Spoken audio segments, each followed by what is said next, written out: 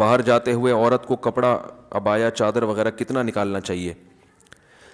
دیکھیں عورت کا جو پردہ ہے نا, ایک ہے بیسک پردہ, بنیادی, جو ہر عورت نے کرنا ہی کرنا ہے. وہ کیا ہے کہ پورا جسم چھپا ہوا ہو سوائے چہرے اور ہاتھ کے. یہ تو پوری امت کا اجماع ہے کہ اتنا پردہ تو عورت نے, بولو بھائی, کرنا ہی کرنا ہے, اس میں کسی کا اختلاف نہیں ہے. بال نہیں کھول سکتی, کلائیاں نہیں کھول سکتی, پنڈلیاں نہیں کھول سکتی, پاؤں, چہرہ اور ہاتھ. یہاں تک سمجھ میں آئی بات؟ یعنی یہ تو اس کا تو آپشن ہے ہی نہیں سر کے بال کھولنے کا یا سر سے چادر ہٹ جائے. دوسرا ہے چہرے کا پردہ. تو چہرے کے پردے کے بارے میں علماء کا اختلاف ہے. امام ابو حنیفہ رحمہ اللہ کی رائے یہ کہ چہرے کا پردہ فرض نہیں ہے. امام شافعی اور امام احمد بن حنبل کی رائے یہ کہ چہرے کا پردہ بھی فرض ہے. بالکل ایسے ہی وہ کہتے ہیں اس میں بھی سرے سے کوئی آپشن عورت کے پاس ہے ہی نہیں. وہ چہرہ لازمی ہر قیمت پہ اس نے چھپانا ہے, اس میں گنجائش کا پہلو نہیں ہے. جیسے سر کے بال چھپانے ایسے چہرہ بھی چھپانا.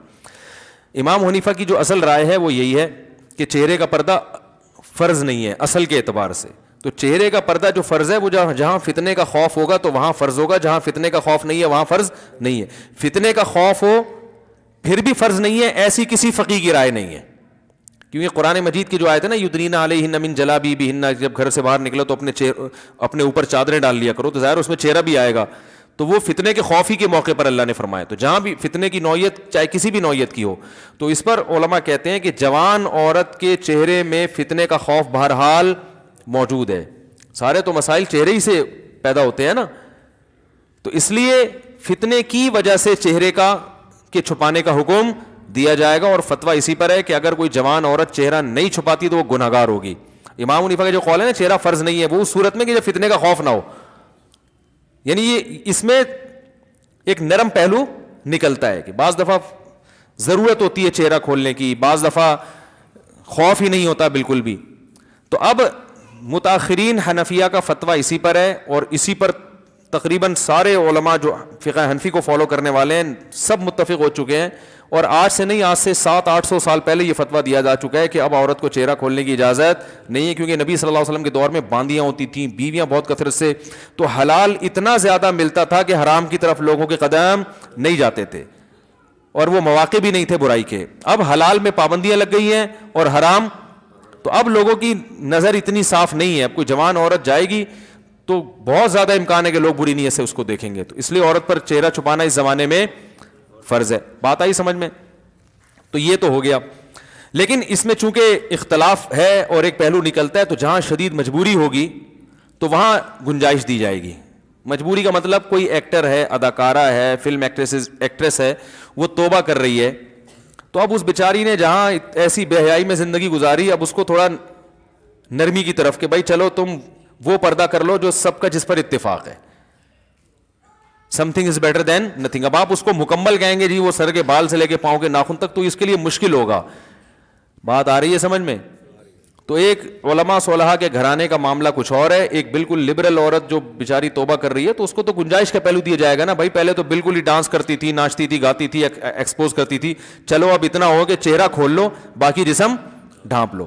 تو ایسے موقع پر اس کو گنجائش دی جائے گی, گنجائش کے فتوے سے فائدہ اٹھا کے. سمجھ لیں؟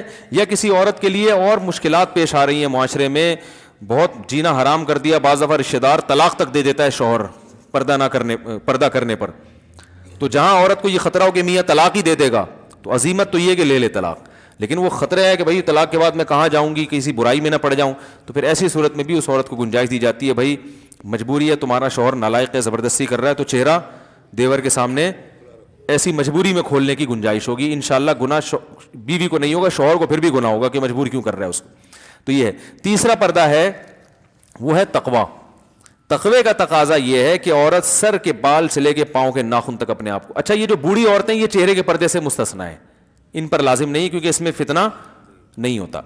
تو تقوی کا تقاضا یہ ہے کہ سر کے بال سے لے کے پاؤں کے ناخن تک اپنے آپ کو ڈھانپ لے, جیسے عرب عورتیں کرتی ہیں. دیکھا ہوگا دیندار عرب عورتیں, ہاتھوں میں دستانے ہوتے ہیں.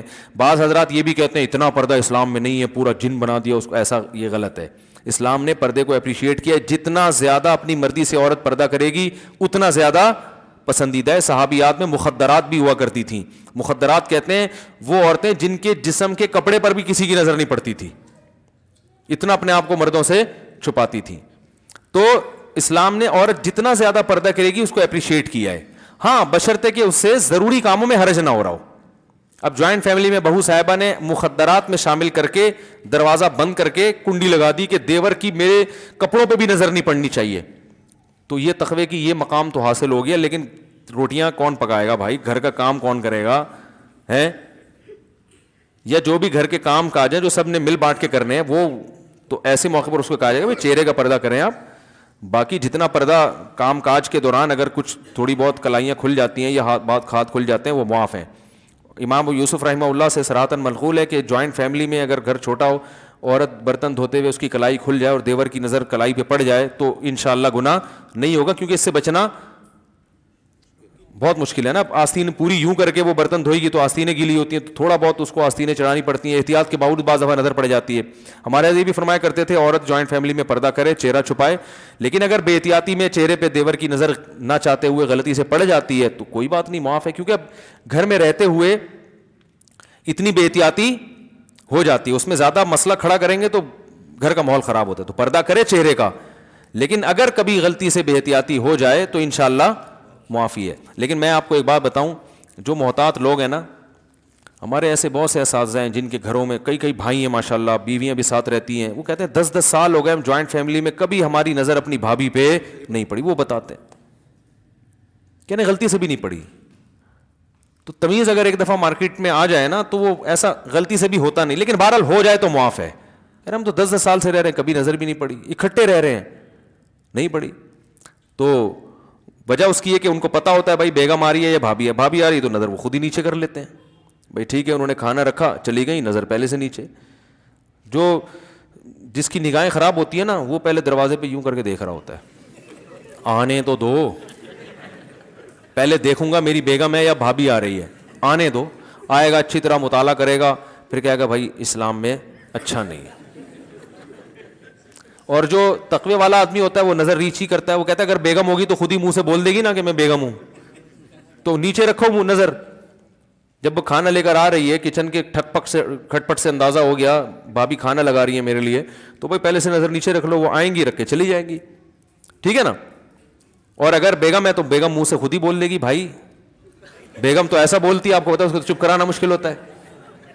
بولے گی بڑے شریف بن رہے ہو ہیں, وہ بولے گی نہیں, وہ ایسا بولے گی کہ بلوائے گی آپ کو پھر وہ. خیر, تو تمیز والے سب اگر ہو جائیں نا تو معاملہ آسان. ایک جوائنٹ فیملی میں گھر کی خواتین سارے کام کاج بھی کر لیتی ہیں اور پردے پر بھی عمل ہو جائے. ایک بھی اگر شرارتی ہوگا نا دیوروں میں, وہ فتنہ کھڑا کرتا ہے, اور ہوتے ہیں, اللہ معاف فرمائے, آپ لوگوں کے علاوہ کی بات کر رہا ہوں جناب.